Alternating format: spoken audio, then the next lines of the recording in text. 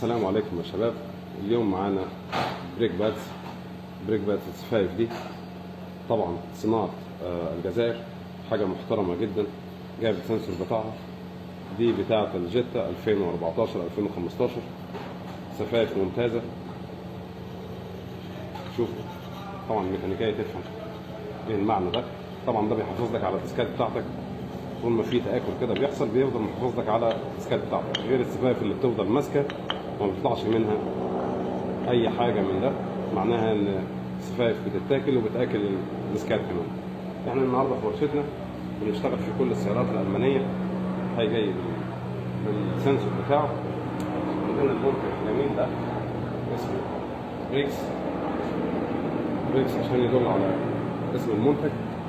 صنع في الجزائر، منتج محترم جدا، اتمنى الكل يجربه. احنا جربناه اوريدي في اكتر من سياره.